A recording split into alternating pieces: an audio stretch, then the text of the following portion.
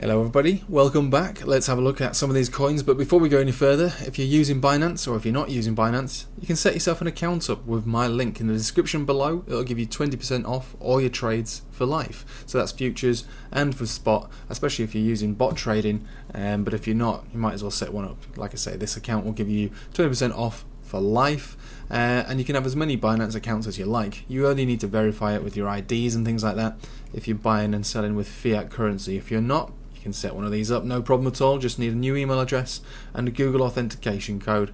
Anyway, let's have a look at the coins then, shall we? So we've been looking at XRP on my last video and basically saying that this blue box zone here is actually very strong. We are looking to move into an alt season. I believe that the alt season is going to take place in January.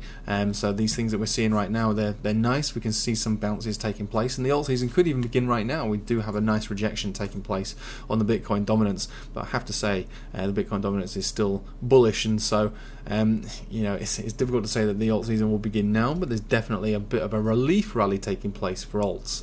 So we've been looking, like I say, at XRP on my last video, so we don't need to look at that any further. But in a summary, you know, I believe that we're likely to reaccumulate. We're within this blue box zone, and with or without these lawsuits and FUDs and exchanges delisting and the fear mongering going on, I still don't think it's such a bad idea to pick some up.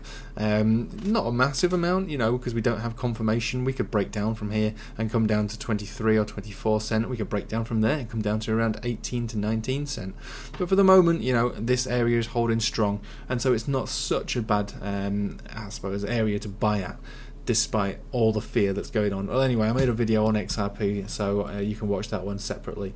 With Bitcoin specifically, Bitcoin, in my opinion, does look as though it's feeling a little bit toppy on the daily. What we've got here is what looks to me like a potential top. However, it's not an actual top. It could quite easily break through and go further than this. The money flow index says that yes, I can move up. The MACD is definitely bullish, but the RSI is actually quite long-standing now, bearish divergence, which has not been discounted. It could still be in play. We could go sideways from here, we could have a dump from here, but basically I think it's cooling off. There's a lot of buying pressure still with Bitcoin, and that should be enough to keep it up at a certain level for it to at least go sideways from now and until January. But again, we don't really know what exactly to think with Bitcoin, because the buying pressure is just so great on it. So altcoin number one, and this is in no particular order, is Algorand. Algorand, when we look at the chart on the daily, what we see is that we are now once again above all major moving averages. We are turning up on the MACD, on the RSI, and if we can stay at these levels or just above, let's say 32.5, then we will get our golden cross, our long-awaited golden cross on the daily, which should signify a nice decent pump into the 42 to maybe even 48 cent zone, and perhaps maybe even higher. We go to the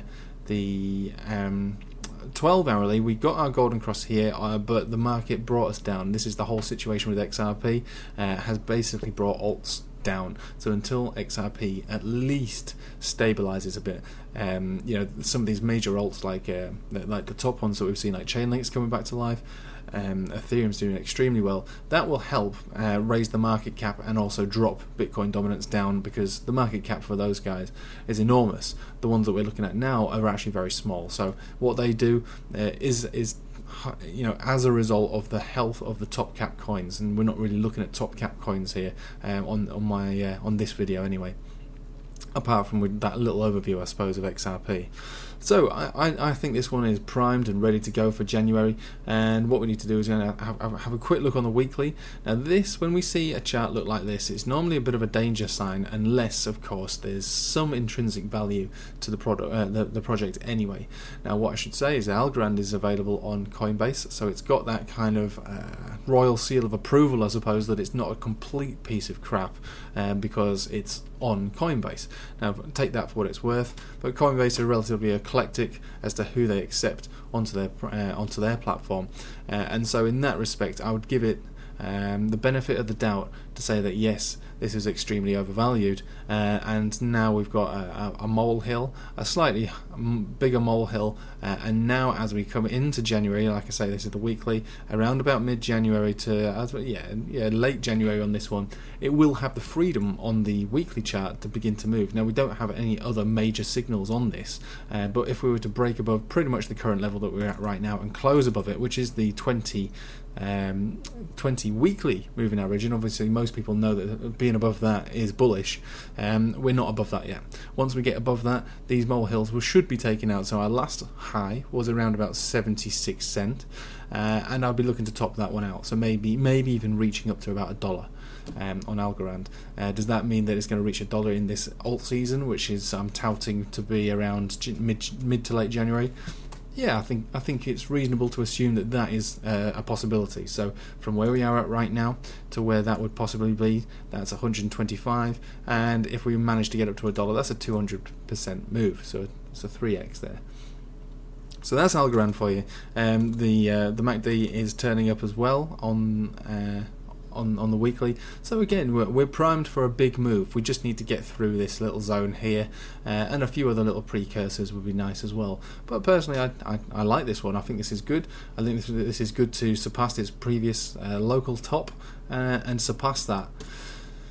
FetAI, so I'm on the 50-minute chart for all of these because I have been I suppose day trading these. And what I should say actually, at the same time is that looking at the Dixie here, I will go back to the coins, but looking at the Dixie, we are basically looking to not break down, but basically continue to go down with the Dixie. The Dixie does not look healthy, but there are areas of that we are looking to bounce from. One of them being the area that we're at right now.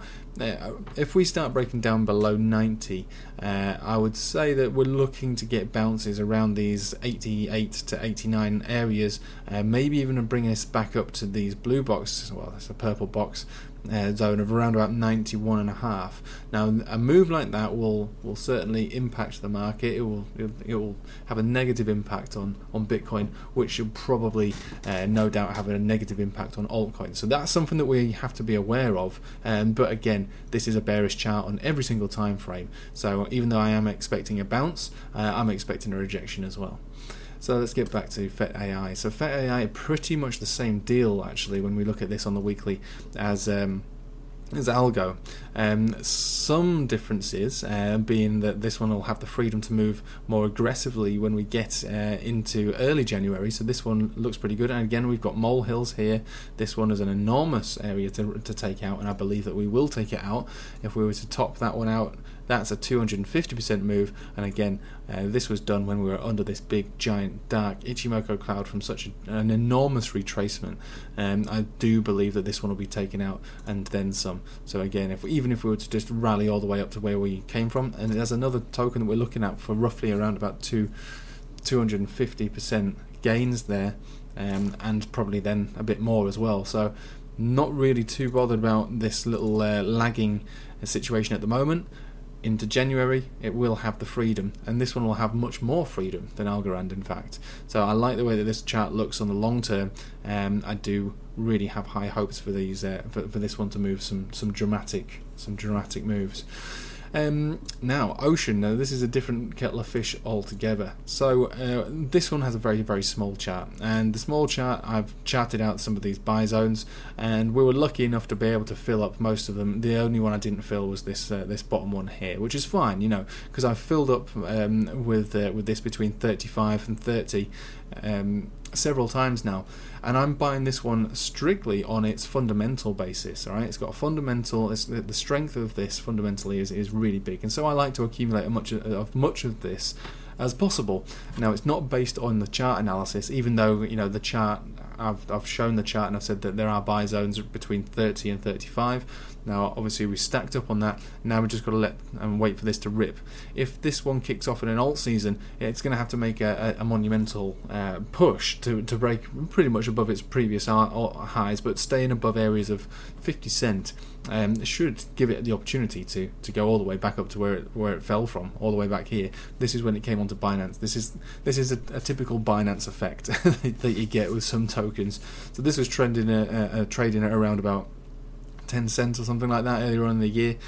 Shortly after coming in, being announced to going on to Binance, it rallied like 700%. So it's going to have to come back down from there. So when you look at these charts like this on Binance that are very small, doesn't really give it justice, because the chart had been all the way down here prior to that. So these aren't absolute lows for the year, these are Binance lows, but they're relevant for trading, because now that it's on Binance, it's going to have increased volume. So to expect it to break down beneath these levels for a token of this magnitude, because it's not a small cap, it's actually quite big cap, but it's not it's not a large cap by any means.